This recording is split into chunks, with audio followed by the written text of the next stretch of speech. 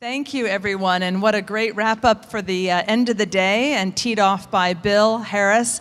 I think what Bill said about new and change and investing in companies is a perfect segue into our conversation today. We are going to talk about investing, but with a particular focus. We're not going to talk about the financial return that comes from investing in good companies. We're actually going to talk about the impact, the social, environmental, development impact that companies generate when they're doing great things.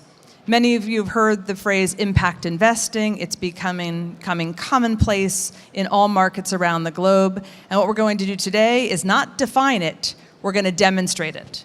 We're going to get right into examples and to content. You have the speakers' backgrounds in your app and online, so I encourage you to find out more about them, but we are very fortunate to have three terrific panelists, and I will also provide some comments as well along the way, but we're going to jump right in. So I'm going to first ask Ashish to give us an example of an investment that you have made where you're pursuing more than making money. What did that investment look like? What were you hunting for in the more than money category of impact? Great, thank you. So I've actually got a Fintech example for all of you, and it's a deal that we've announced but we haven't yet closed. This is a company called Voyager Innovations. It's a Filipino company where we and Tencent and some other people sitting in the audience will be investing quite a large amount of capital. And Voyager is the largest e-wallet and online payments business in the Philippines. And to give you an idea of why I think it's going to have impact much more than the financial returns than we expect, we've got sort of the Philippines banking penetration is only about 34%.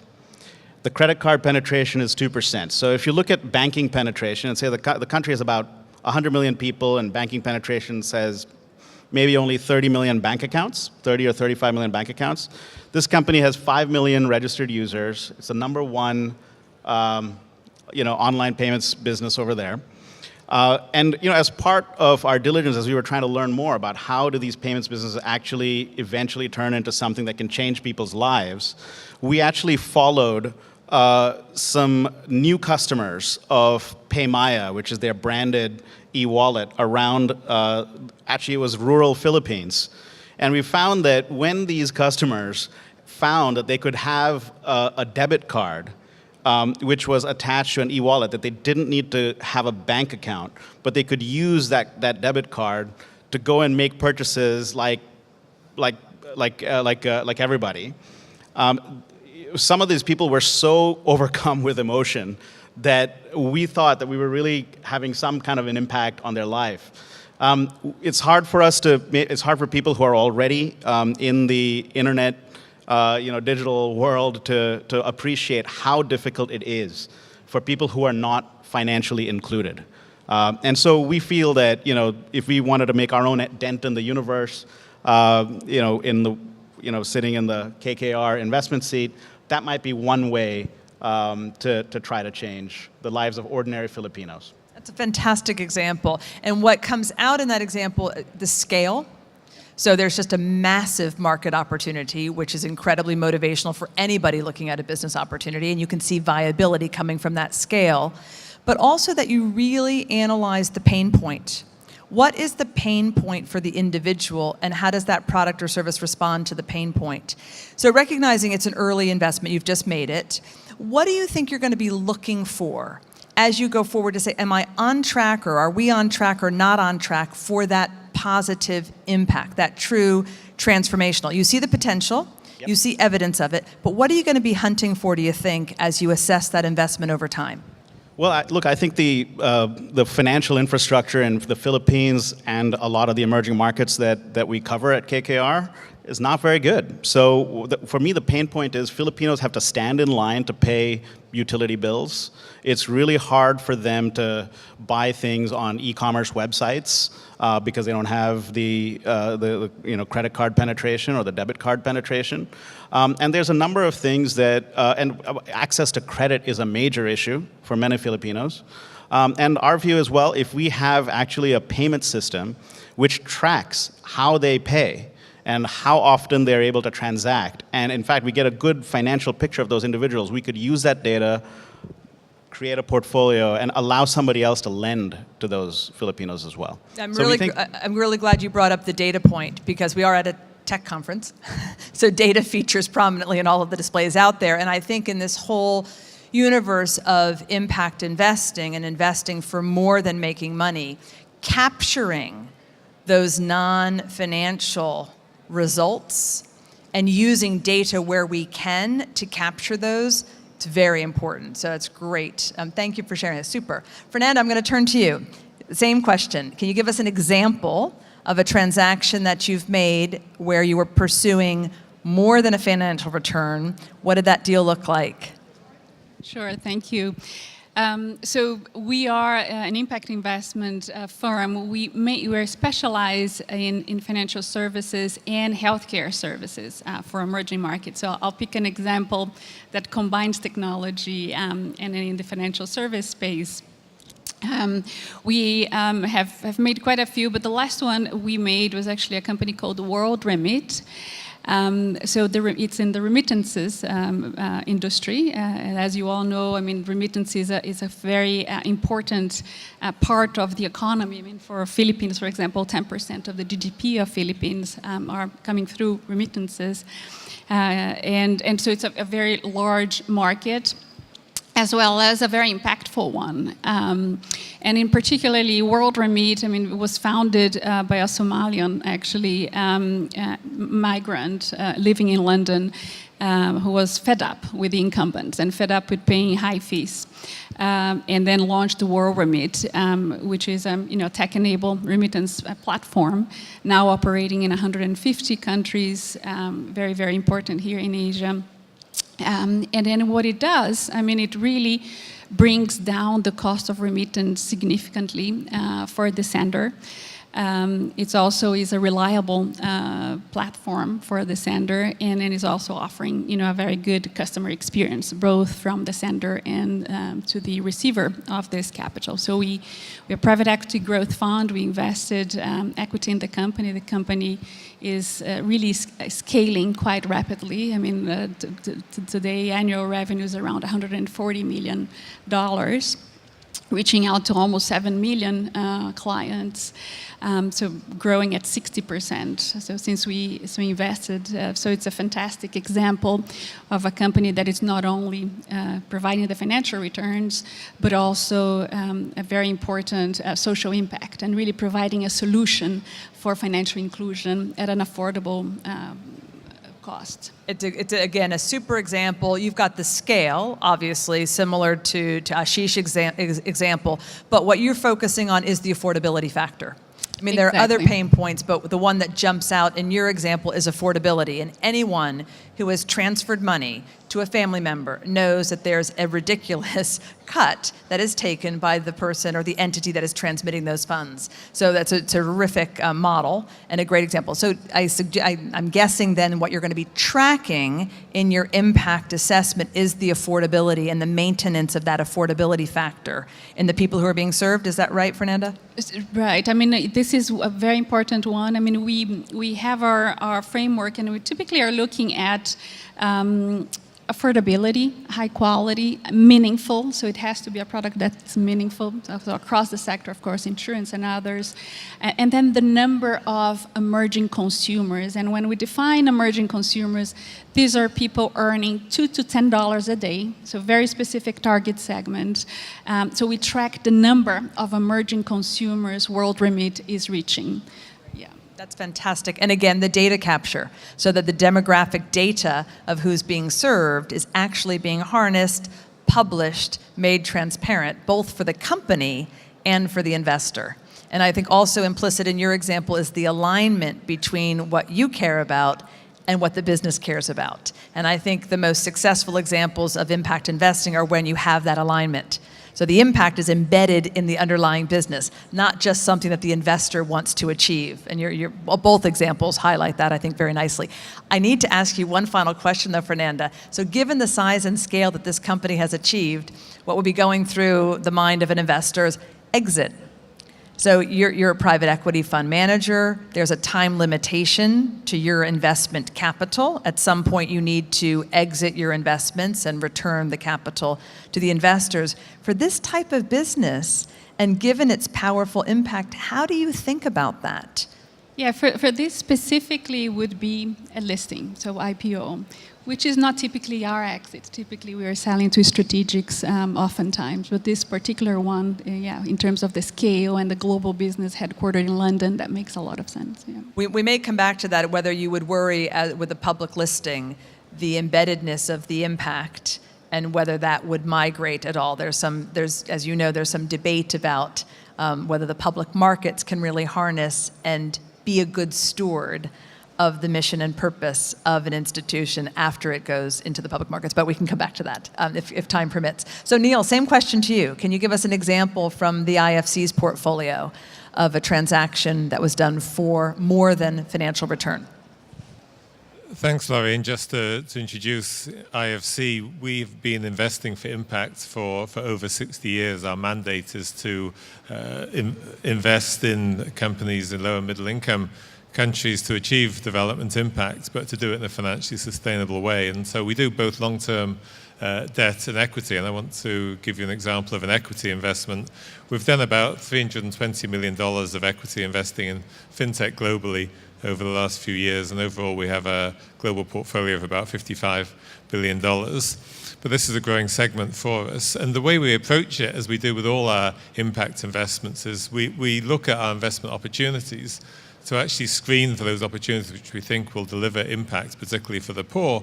And it's not just about the initial screening, it actually affects the way we manage that investment and manage the relationship with the investee company throughout the life of the investment. So this example goes back to 2011, where there was an American fintech company called Money in Motion who wanted to introduce mobile banking into the Bangladesh market, a market with huge numbers of people with no access to financial services, most of them with incomes of between $2 and $5 a day, so a real base of the pyramid market. And what we liked about this opportunity was they didn't just have a technology solution, but that they partnered with BRAC Bank, which is a partner we've worked with many times in Bangladesh. It's a bank which is really committed to serving the base of the pyramid with financial services in Bangladesh, and also a bank that has a good relationship with the local regulator. So they were really able to bring together the technology solution with the regulatory framework and a local bank that was really committed to reaching the poor. And so we both made an initial $10 million equity investment and continued to work with the company to help them increase the impact as they rolled out their mobile banking solutions.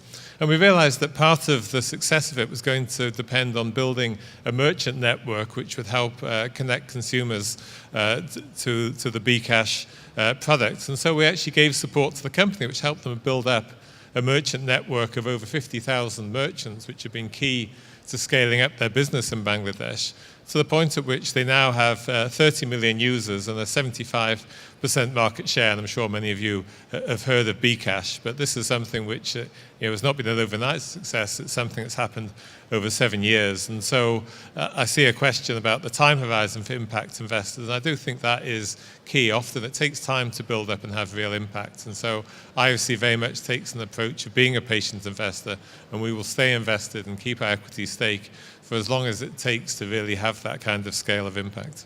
That's a great example, the Bcash example. And Neil, so given the touch points, you have scale in this example. You've got the end user, you've got the merchant network, you've got a couple of levels, if you will, of impact built into that successful model. What kinds of indicators are you going to be hunting for, looking at, to ensure that the impact integrity stays true in the rollout and expansion of that model? Is it affordability? Is it accessibility? What kinds of things are you going to be looking for, do you think? So what we always look for when we're appraising these projects is for business models where the impact is really integral to what the business is trying to do to achieve commercial success. So for us, the key impact metrics are really key business metrics for the company. So it's really the reach that they're having, the take-up by new consumers. It's about the cost to serve. So it's things which the company needs for its financial success. So we ensure that alignment between achieving financial success and having impact. It's a great, thank you, a great reinforcement. And one further just factoid about Bcash, we were involved at the very beginning, is that BRAC Bank, which is the joint venture partner, as Neil mentioned, when they started it, they weren't sure whether Bcash would ultimately eat into their own core business as a bank. And what they discovered, and you heard the numbers from Neil, 30 million now customers. It has not in any way cannibalized or eaten into the core client offering service relationship of the bank. It's just extended it further. So it's, I think, also a really great example of the multiplier effect of some of these impact businesses. And many of you are sending in questions, which is great. I've got them right here. I want to double down on the time horizon one, which you already addressed, Neil. And I want to ask Ashish and Fernanda, when you're investing for impact beyond a financial return and recognizing what Neil just invited, that the gestation period to have maturation of that impact might challenge maybe a non-impact time horizon. How do you think about that and come at that and approach your investment? So maybe Ashish first, you, and then Fernanda. Sure. Well, we're still coming at it from a traditional private equity mindset. So we manage $200 billion almost at this point, and all of it is geared for financial return. But about 10 or 12 years ago, we decided that we were going to apply ESG principles to every single investment that we were ever going to make. And so that actually changed our firm, because we signed the UN PRI. We actually brought in some experts on the environment, on sustainable practices, and on best practices in governance. And many of them work inside our company now. And one of the things we realized in the last 10 years, while applying these principles and having an ESG report and ESG reporting on each and every one of our portfolio companies, we had, without necessarily planning it, we had made about $5 billion worth of investments that would have qualified for impact investments. But we didn't call it that. We just thought we were doing private equity investing, and we also had achieved some level of impact, which if we applied our minds to it, we could actually measure what that impact specifically was. And so what we ended up doing was partnering with the Environmental Defense Fund and with BSR, which is a group called Business for Social Responsibility, because we thought we would learn a lot from them as to how to measure and how to apply these principles in our day-to-day investing activities. And at the end of the day, we ended up creating a new strategy. In the old days, impact or ESG was sort of a requirement or a challenge for what we were doing in many of our other strategies. And we realized, no, actually, it's a strategy on its own. And not only is it going to be a requirement that for everything that we do at KKR, but we're also going to try to not have an impact investing strategy. So the way we've approached it, which is different than others, is that we still approach it as a private equity firm. When we take private equity risk, we want the financial return associated with that. But on top of that, we want to be very, very rigorous in how we measure the impact. And we're not sort of making it up ourselves. We actually have invited BSR to come in and vet and audit what impact we're specifically having. We recently did an investment in that strategy, and we've decided that the two major measurements are going to be kilowatt hours of electricity saved and greenhouse gas emissions avoided. So that's how we can measure the non-financial impact that we're also going to have. And I think that's the approach that we're going to take. Super, thank you. And Fernanda, for you, also, I mean, you're a private equity firm. You raise closed-end funds, so there's a time limitation, as we talked about a little bit with the exit. So is there a time horizon factor that you need to think about when you're making your investments, investing for impact? Yes, certainly. So today we manage just around $1.5 billion in 4 different vehicles, and all of them are limited life. So we certainly have to take that into consideration. We are private equity growth, so whenever we are investing, I guess there are a couple of impacts of that, right? Both our mission, but also the structure of the funds. So we are we really target specific markets that will give us the growth and the number of emerging consumers we want to achieve. So what it means to us is that we are very much focused on primarily 4 countries in Asia, for example. We operate across Asia and Africa. But these countries are India, Indonesia, Vietnam, and Philippines, which are largest markets. So, and then offer to us the growth that we're looking for. Not only in the sense that the countries have a good economic development, but also it's where we find the most customers that are not financially included. So it's very much on a targeted basis in terms of markets and then the industries. And then we really look at the companies that are targeting these emerging consumers growing at a fast pace. So we layer growth of the country, growth of the sectors, and then the growth of the companies we cherry pick in those markets to try and accelerate that. Yep. And for us, since we want to really serve the unserved, there are a few factors that are very important to us, and we have a dedicated team very much focused on the factors that I mentioned to you: affordability, meaningful products, and high quality. Yep. So we have people who are developing the brands, providing that trust. Yep. So I think it's both the selection as well as how we work with portfolio companies. On average, our portfolio companies have grown 40% a year.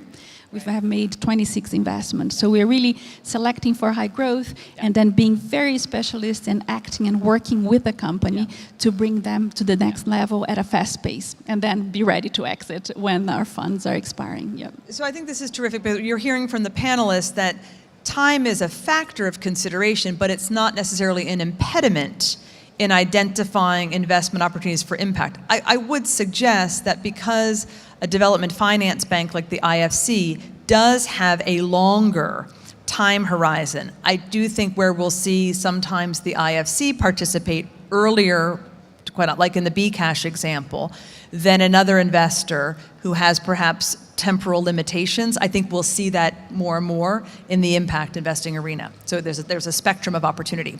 Neil, I want to come to you because we've had a number of questions. We have some experienced people in the audience who are asking about what impact frameworks did you use? So if you're investing for impact, you've articulated that as core to the thesis.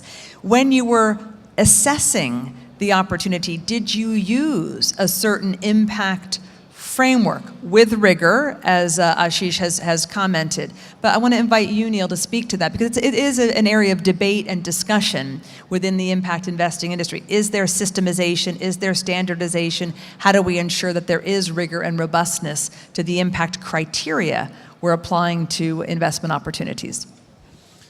So we've been, I think, part of a broader journey in the industry towards thinking about how to think about impact up front and then how to track and manage it during the life of the investments. And so I think over the years, initially more work was done at the back end in terms of defining standard indicators and how to measure and report on impacts. And so we follow the same kind of standard metrics that you see in the IRIS framework and other standard sets of indicators that people may be familiar with. What we've been emphasizing more in recent years and how we've updated our own impact management system is to more systematically assess where we expect the impact to come from before we make the investments. And for us, we're both looking at project level impacts, and we're also increasingly trying to think about how our investments can contribute to systemic change at the market level. So not just how many people is an individual fintech investment going to serve, but how is this going to change the overall market for payments, the overall market for remittances, or whatever the market may be in that country. Because we're very concerned with scale. I think all of us are being challenged by the Sustainable Development Goals to think on a bigger scale about our impact, and we can no longer just be satisfied with counting impacts at a project level. We have to also think about how are we actually changing markets through our work. So we now set up and score all our investments before we invest on those two dimensions of project level impacts and systemic market impacts, and then we track that through the life of the project, not just as a reporting and accountability mechanism, but just as you would track the financial performance of your portfolio so that you can take corrective action, so you can look at where you can add value to maximize the financial performance. We want to use our impacts tracking in the same way so that we can actually help our portfolio companies increase their impact. And if their investment is off track and the company's not achieving impact, we can help to correct that. That's great. Thank you for sharing that example. And there are an increasing number of tools to help investors and companies in developing clarity around the impact approach and methodology, not only the individual metrics. So the IFC has promulgated some principles. There's something called the Impact Management Project. So increasingly there are some tools out there which I think is helping. Fernanda, there's a question from the audience about potential dilution of impact. So we've just heard from Neil and Ashish, all of you, about the rigor going in. If we look at the industry, so stepping away from LeapFrog specifically, and there's more and more pressure to deploy capital, more and more investors are interested in this impact investing undertaking. Is there a concern about the potential dilution and the integrity of impact with the urgency to deploy capital? We don't see, this urgency, or, we have, as IFC, we do have our principles and our way of measuring impact. At the same time, I take an investment to investment committee. I have to look at the financial and the social impact we would like this company to have. So it's very, very strict on both. And not only that, we have to measure, and we have very specific impact goals for each investment. And at a fund level, we also have those goals. So our first fund, we had to reach 20, for example, one of the goals was to reach 20 million emerging consumers. We reached more than that. So we clearly were meeting the targets. So we don't see it. We're very, very strict. And also, the company overall has been also expanding in the type of businesses that we can invest in. So we started very much with insurance and then other adjacent spaces, financial services in general, now healthcare, all of them very much integrated and synergic. So the scope is just opening, and when we think about 4 billion people being excluded, the market is just so large. So I wish we had enough funds to be not doing our job properly. I think it's a great reminder of when we think about what we're solving for and the scope of need, at least in the thematics you've described, that we're not in any way at a dearth, a limitation of the opportunity set. I do think when we look at the broader industry, I'll take a little bit of the prerogative here from our chair as an impact investment bank.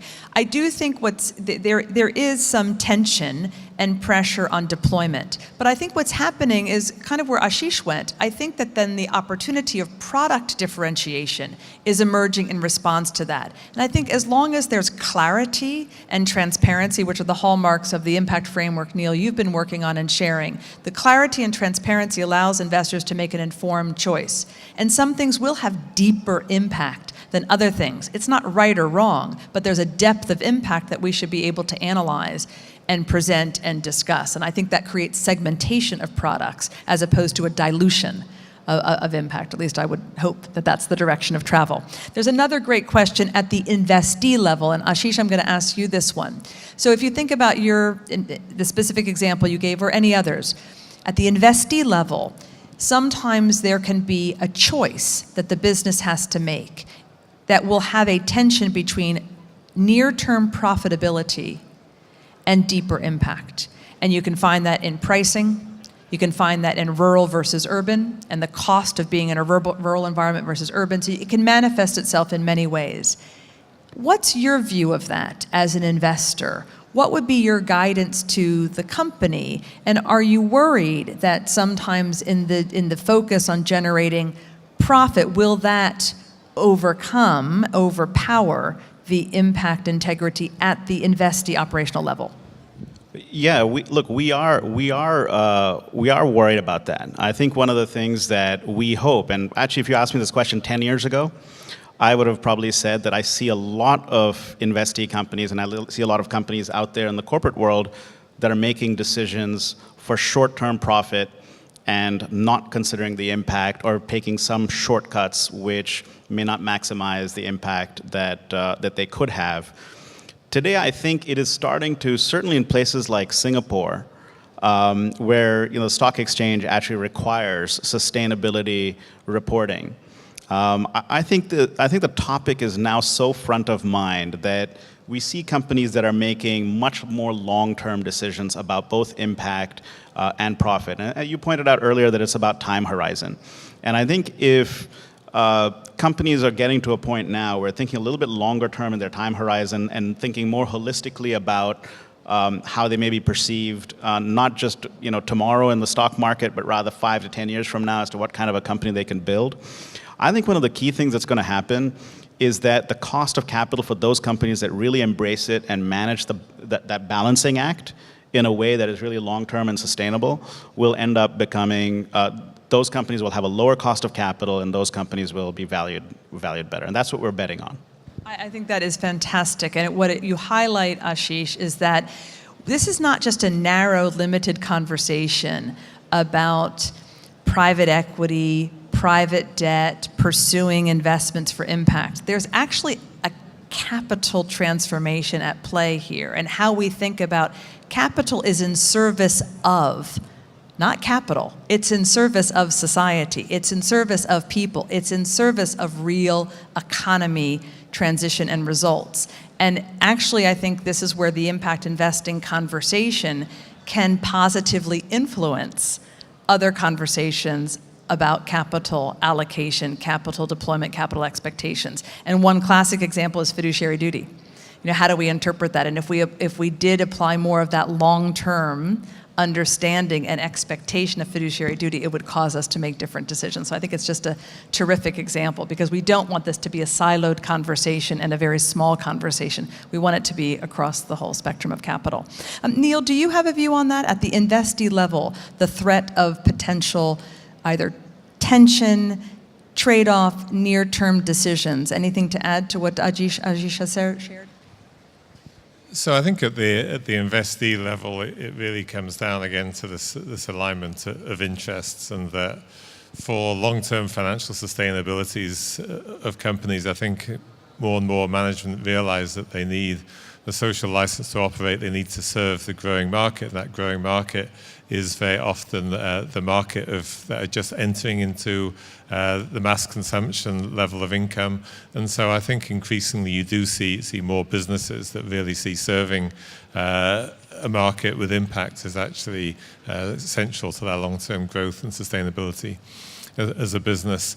But maybe also, Laurie, I could just comment on what we're seeing at the level of sort of investment management as well, because I think we're at a very interesting point in the growth of impact investing. It's about 10 years since the phrase was first coined, and I think even 5 years ago to have seen a specialist fund like LeapFrog and a more general asset manager like KKR on the same stage was something that you probably didn't see. You wouldn't even have seen IFC probably on the stage. Fernanda probably would have had a different set of companions here.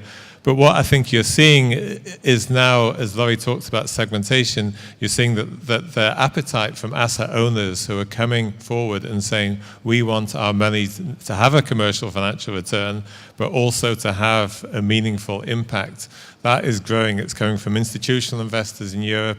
It's coming from high net worth and family offices. It's coming from millennials who are coming in as retail investors. So that wave of money that's coming in is meaning that more and more asset managers, more and more investment banks, more and more financial institutions are responding to that demand and wanting to offer products. And so the market is now going beyond the original niche pioneers who played a terrific role like LeapFrog in developing this market. And we're seeing a wider range of institutions coming in, and that is creating some questions and confusion in the market. Well, is what KKR is doing the same as what LeapFrog is doing and the same as what IFC is doing? No, we each have our different business models and our different clients that we're serving, but there are some common elements, and I hope you've heard some of this coming out of our conversation today. And what we're trying to do now is to distill those common elements into a set of core principles that we can all sign up to, whether you're a KKR or a LeapFrog or an IFC, so that we give the ultimate owners of the money confidence that when they put their money to work with something labeled impact, that it will be managed in a disciplined way that will actually deliver the impact in the way you heard about in these examples today. Terrifically well said. Thank you, Neil. That's excellent. And it tees up one of the questions from the audience about when you think of the company's perspective and the growing universe of potential investors, as you've just said, from institutionals to family offices and everything in between. How does a company best present itself to that wider universe of investors who are now proactively and purposely seeking more than a financial return? Fernanda, I'm going to start with you, but I'm going to ask each of you, from a company point of view, how should they be presenting themselves to investors who at least say, I'm looking for more than money, I want impact? Yeah, so I mean, for us, we just explain our investment strategy, and it actually works for both the LPs who are impact geared or not, or the just financial returns, because it's a huge market opportunity, right? We're talking about 4 billion people who are not being served. So as long as we invest in the companies that can deliver affordably high quality and meaningful products for this enormous quantity of individuals who are needing these products, there will be profits and there will be good returns for the LPs. So for us, I mean, it's we just present our specialist approach. Impact is obviously a big part of what we do, and then we measure it and so on. So probably the ones that are more impact focused will want to understand our methodology and how we create value and how we bring other resources, our network and LeapFrog Labs, which are actually a technical assistance initiative that we run separate from the funds, but really to enhance impact. So then there will be more questions around impact, but we present the same, and then it can, click differently depending on the investor. But we do have a wide range of LPs that go from the spectrum that you described, family offices, very much impact-oriented foundations, all the way to pure commercial financial returns type of financial investors. So it's a good reminder, because at the end of the day, it is a business, and you're looking at the business should present what it does as a business. So that's kind of a reminder of don't contort yourself into something you're not. That's a good reminder. But I also heard you saying, do your homework, understand what that investor what their strategy is, and ensure that you are at least clear about where the touch points between what you do and that strategy exist, and probably do your homework on how that investor at least asks the questions about impact. I mean, in your case, you've defined the emerging consumer. Anybody who's talking to LeapFrog will go on your website and understand emerging consumer is front and central to your strategy. And it's a unit of measurement, I would argue, in how you actually assess the businesses. So if I were a business pitching LeapFrog, I'd certainly make sure that emerging consumer was in my deck, and not in an artificial way, but actually saying, how does my business meet the needs of emerging consumers? So I think the clarity that you've created helps the business.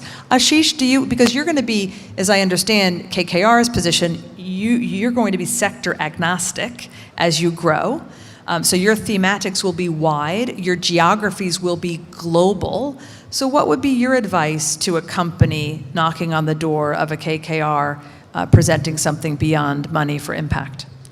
So Laurie, I have news for you. We can't really be sector agnostic anymore, because once you start adopting impact principles, you don't become sector agnostic, right? So the first thing is, I guess my first piece of advice would be, we've seen a lot of companies that are doing something that is not really that great for the world, and then they say, but never mind, good news, we also have a CSR, we've got corporate and social responsibility, so don't worry, these two things sort of negate each other in some fashion. So I think, again, if you sort of advance into the world that we're in now, where we are trying to apply ESG to everything that we do, the first thing actually matters a lot. What are you actually investing in, and is it really good, or is it bad? And no amount of CSR can cancel the first thing. So I guess number one, CSR is not a separate thing. It should be part of your business. I think the second thing that I would advise companies to do would be to be well-versed in the various debates that are ongoing in the world of impact investing. And I think if you want to apply SASB or not apply it, or just how you want to apply it, and there are various debates that are going on, I think you don't have to have a strong position, but you need to be aware of those things. And lastly, I think we'd like to see companies have some element of balancing their return, like their financial return, with something else. So we see companies that say, listen, we could charge a very, very big price for the product because it's such a fantastic product. And yet, our goal is to make it affordable so that it's more sustainable and we can continue doing this business for a long time. And let's just take a longer term view of this and balance out the fair return that we ought to earn. Once we see that people are actually applying that type of thinking, we actually are encouraged. I think it is so refreshing to hear fair return, reasonable return articulation from investors. I think it's really appropriate when we talk about impact. There's a healthy, attractive return, but it has to be derived from the underlying activity. And I think what you've said, Ashish, we see this often with companies that have multi-segment customers for their products. So the pay-as-you-go, off-grid solar, some of the financial inclusion examples even in this expo.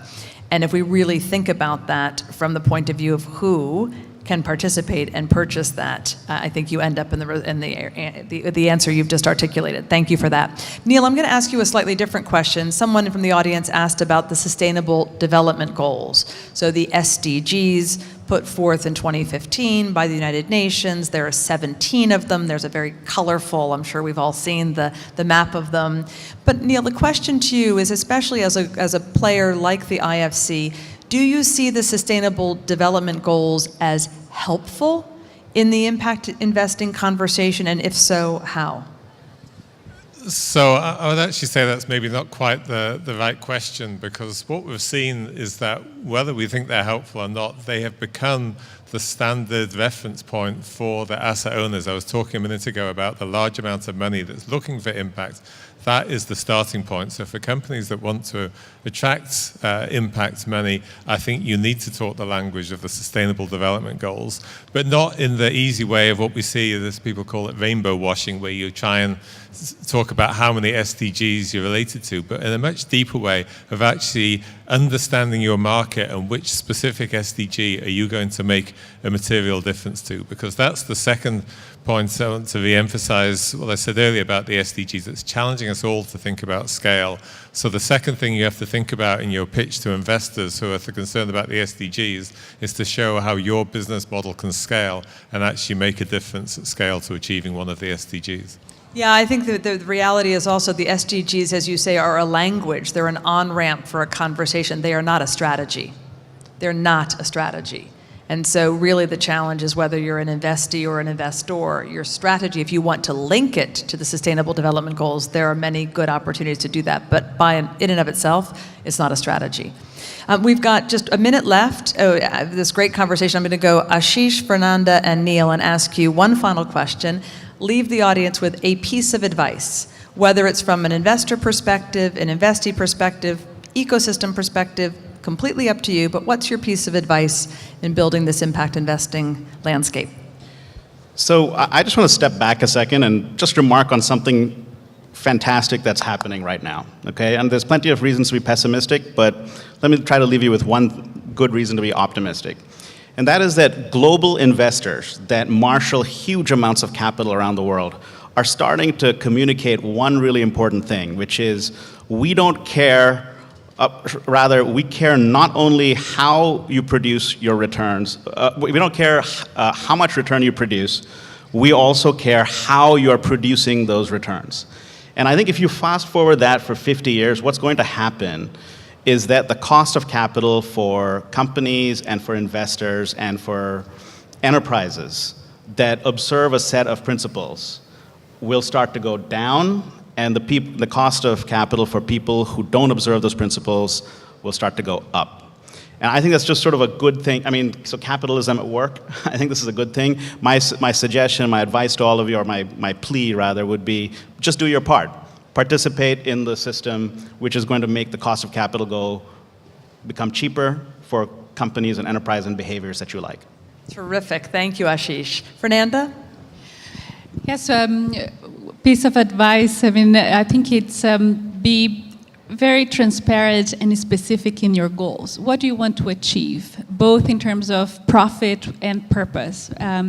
So if you can articulate very clearly what are your goals, and then track those and be quite a specialist in how to create and achieve those goals, I think that's what matters and what will move more people into impact investment. Great. Thank you, Fernanda. And Neil? Yeah, and on the same lines, two things, be very clear, what is the social problem that your business is going to contribute to solving?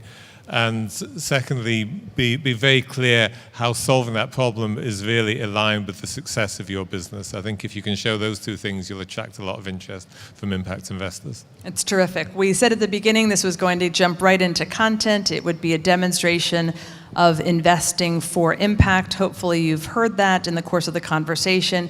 It's real, it's growing, it's the future. Please join me in thanking our terrific panel.